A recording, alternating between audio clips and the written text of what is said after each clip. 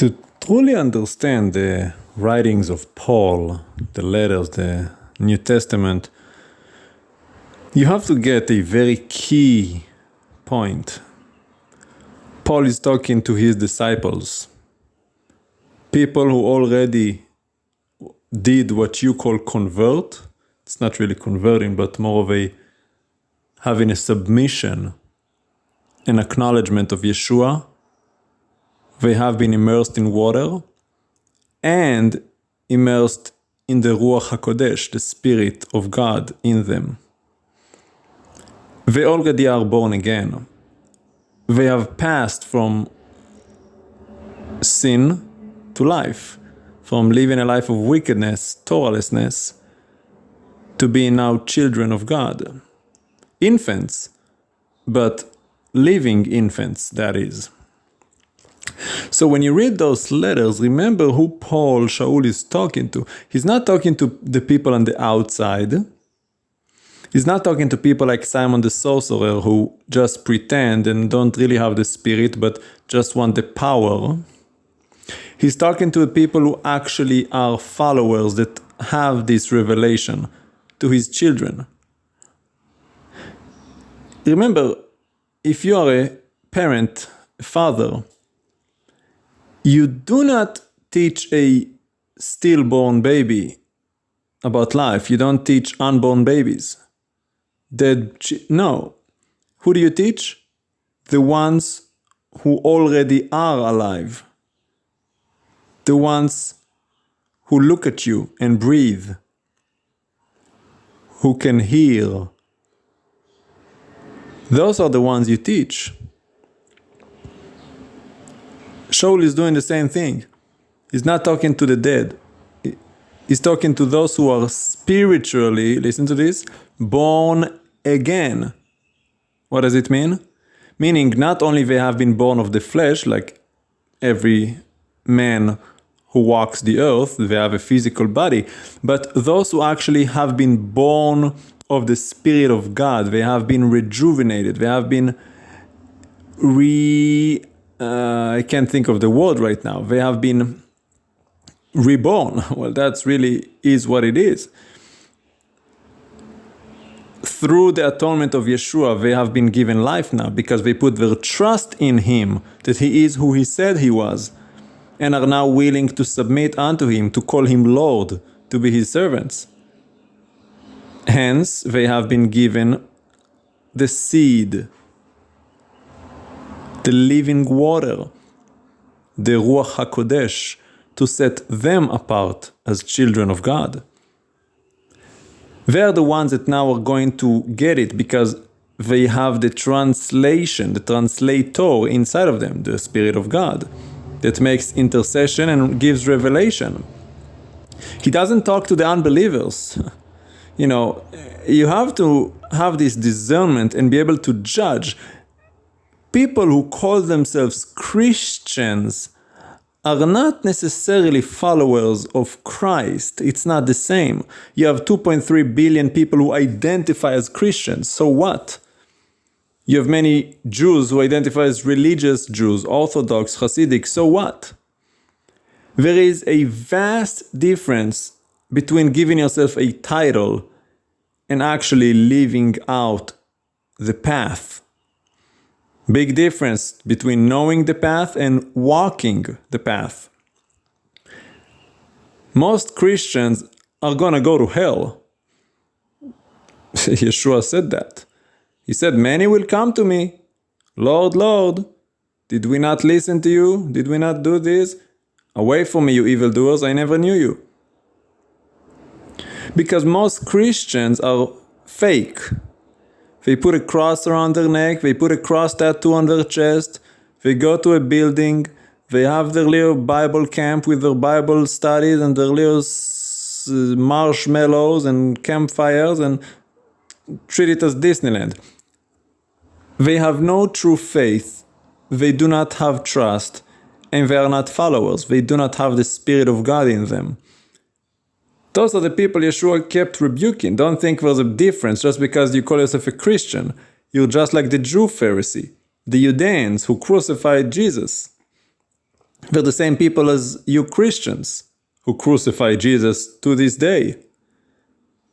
Because he was real, he was genuine. He meant what he said and he said what he meant.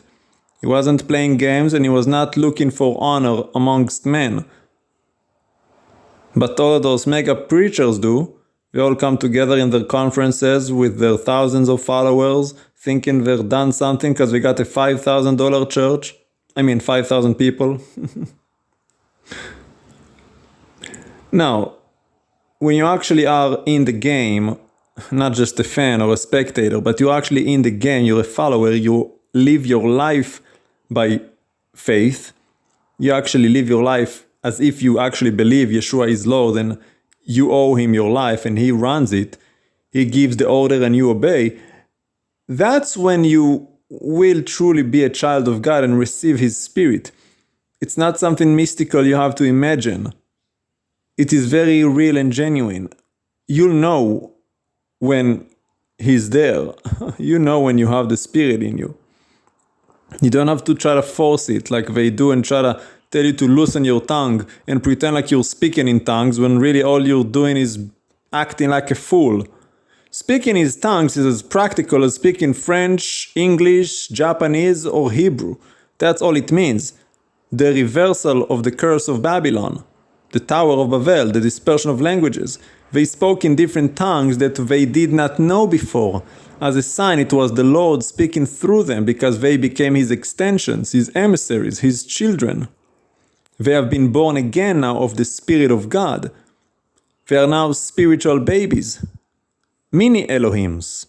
Baby Jesuses. That's what we become when we are born again. And then we have to start growing. Paul, when he was converted, he went away for 3 years to Arabia. Then 14 years he spent in Damascus. He didn't just start preaching the moment he was like, Jesus. He had no idea what he was talking about. He went away to learn this new thing, what is going on here. Despite of all of his rabbinical, teachings and all of his credentials. This was a new thing. He was just a baby like everyone else who is just born. You can be a great sperm, powerful, but as soon as that sperm becomes a fetus, it's a new ball game. You don't really get to transfer any of that skill and knowledge into this new form of life. And it's the same thing when you're born again. You have to be humble now. Doesn't matter how smart you think you are in the academic world or the sports world or the science. It's not the same. Now, the point that I was meant to convey to you, when you read those letters of Paul, remember, he's talking to people who get this, not Christians who have no idea what he's talking about. It's not some pagan, whatever denomination in a church on Sunday morning. His disciples, he knew them personally, intimately. They had a common tongue, a common understanding of each other. And they had the Spirit. So when he tells them all of these things you read about and you misinterpret about which holy days to keep and don't let anyone judge you and do this and don't do that and, all of these things have to be understood within the context. When you read it, most of you don't even have the Spirit of God in you, so none of it applies to you. You haven't even gotten through step 1, which is surrendering your life to the Lord. So it does not even apply to you. But even after you do that, then you have to seek wisdom and understanding so that you actually have the context to read those letters properly, to see the missing portion of the conversation, the questions he is giving the answer to. It is extremely hard to understand what someone is talking to when you have no contextual understanding. Look at this fake religion of Christianity. What is this? You worship man-made holidays that are not mentioned in the Torah, that are based on the Gregorian pagan calendar, not mentioned in the Torah. You do not celebrate the holy days that actually are mentioned in the Torah, as holy days of the Lord, by the way, they're not Jewish. And you have this whole system of falsehood, following the Antichrist propaganda coming from the Catholic Church. The Romans. Yeshua was not a Roman, he was Jewish, comes from Israel. The Romans were the occupiers. They were the foreign power that later adopted this thing and kind of mishmashed and made it their own, putting their spin on it. Took what is holy, made it unholy, made it common. Now he's one of many. That's why you have all of these statues, and in Catholicism they pray to Mother Mary in Guadalupe and you name it. Now Yeshua is not one of none, he's one of many. It's the Antichrist system. But you're never gonna get it because you do not have the Spirit, because you were never born again. So do not be deceived, because many are going to be deceived. That is also mentioned in the scripture. The day will come when people will find for themselves teachers who tell them what they want to hear with itching ears. Many false teachers, false messiahs, false prophets will come, deceive, if possible, even the elect. So we know that most people will be deceived because they have already rejected the truth in their heart, because they do not want to be slaves of God. So you're going to find someone who teaches you what you want to hear. Be careful. It's not about what you want to hear, it's what the Lord wants to do with you. If you ought to be a servant, well, then you ought to serve. A servant does not do what he wants, but the will of the one who sent him. That's what Yeshua said. I do nothing of my own will, but the will of my Father. If he said that, how much more with us? You have to be born again. Otherwise, none of this is even relevant for you. I'm just giving you this information to open your eyes to know that you are not yet born again. Or else you would already know these things. You would have the Spirit of God in you. And it will lead you, reveal to you, guide you. So you just have to be willing, obedient, and submissive. Call on the name of the Lord privately, quietly, just you, wholeheartedly. Surrender your desire to Him and let Him be your head. Let Him be the brain, you just be the fingers and toes that move when the brain says go. Then you will truly be a child of God. Then you will have understanding. Then you will grow and mature and learn how to truly be a follower. Not complicated. It's just a matter of your heart. Heart work, followed by hard work. But if you're willing and obedient, you can do it. Guy just talked about the unborn. You know, to be the walking dead, you have to have been born. But the unborn, well, they are an unthought. And he explained to be born again, meaning you first have to have been born. So first, spiritually, Father is speaking, as he said, to the born. Not Jason Bourne, but to all born. Born first. Born free, born a slave, born dead. We call that stillborn. Something that hasn't even gotten out of the gate alive to life. So he spends time waking you up, all of us, to him. Born alive to this world, but dead to God. Then dead to this world and born to God, hence being born again.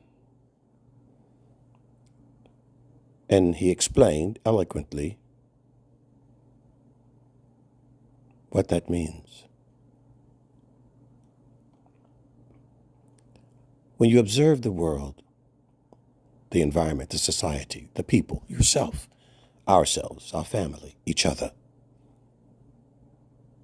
it seems odd, doesn't it, that we seem to be more prone to be continuously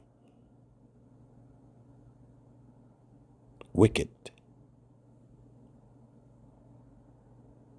and possibly, if ever, occasionally righteous. After all, haven't you worked with people who are the same all the time? Those wicked, uneasy, diabolical employees and bosses, neighbors, and even family members. The bully is consistently wicked in school. When last have you seen the consistently righteous? See, it's more likely you know someone who is consistently righteous and occasionally lets you down, right? I mean, occasionally, there's a swear word, there's an angry word, there's a Bathsheba, an immoral dalliance, a temporary moment of moral insanity, or an addiction that they're struggling with, but they are righteous people. Righteous people are not perfect people, remember that. They have struggles just like the unrighteous, except their pursuit is in righteousness. They are pursuing God while they are struggling. They are pursuing God. But are you persistently, consistently righteous while you're struggling with that part of you that we all have? See, the wicked do nothing. It's like someone who's an alcoholic and they're doing everything to fight it, or someone who has a nicotine addiction, right? You know the people. They're the ones that keep smoking. They're the ones that get the nicotine patch, and they're the ones that get the vape. They're trying to wean themselves off of it.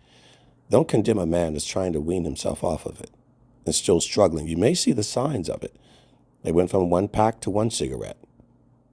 That's good.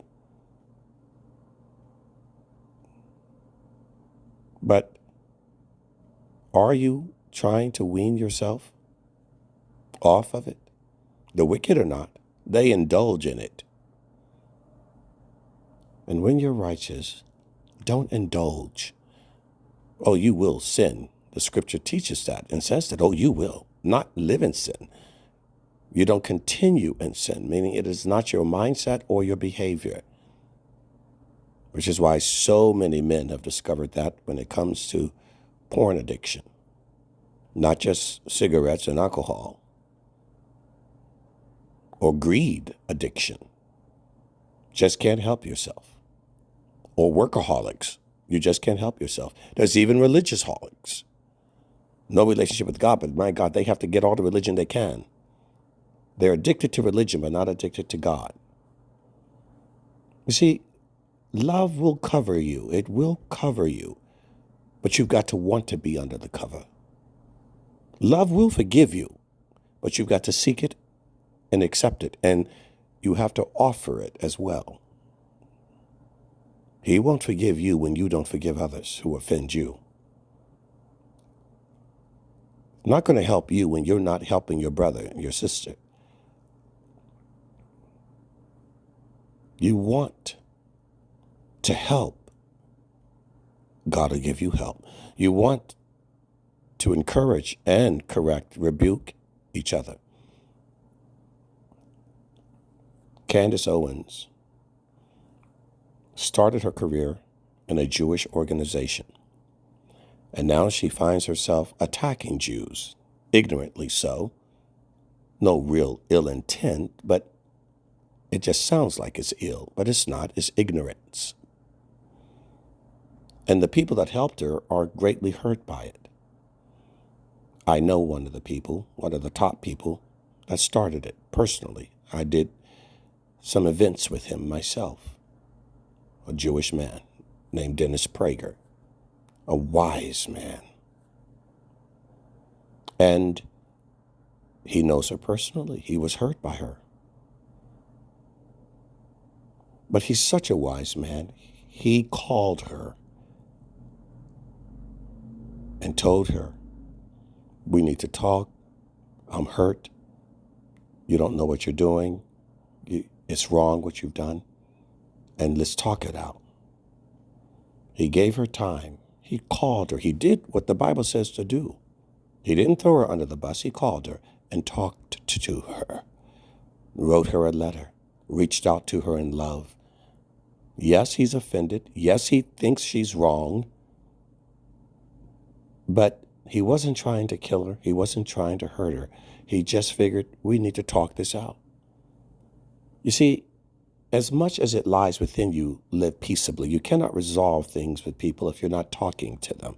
And you have to give them the opportunity before you blast your nasty gossip and start to attack them. Be consistently righteous. He did. Now she rejected him. She did not meet with him. And she did not have the conversation that he wanted to have. Very loving man, Dennis Prager. But the Christian woman, it's why so many of you claim that you're followers of God, and you have an opportunity to practice what you were taught, but you don't. You better learn how to forgive people and talk it out. But in your ignorance and in your shame, you refuse to practice what God teaches. And you are what? I have another friend. He did the same thing to his father. I told him, your father just wanted to take you to a baseball game. I'm not into sports. Your father's into sports. And it's not really about the baseball. It's about being with his son. So swallow your pride and do something that he likes, even though you don't. You don't understand it, right? I get it. He's not following God. So what? He's your father and he loves you. He wants to spend time with you. Humble yourself. Learn to do that in life. You who are believers. God is watching. Are you consistently righteous? When I say that, I mean consistently righteous does not mean you're perfect. Does not mean you're flawless. Are you consistently righteous? So that every opportunity you get to correct a wrong, you do. To forgive someone, you do. Are you consistently righteous? Or are you really wicked? And the first opportunity you get not to practice what you learn and what you read, you hypocrites, full of pride and arrogance. And that's who he came to preach to, the born. To make them born again. And just because you got a crossing around your neck or a Bible in your hand, a kippah or a siddur or a tanakh, you're dead. You were born and you were born dead. And God has yet to make you alive. Walk right, act right, and love right, and live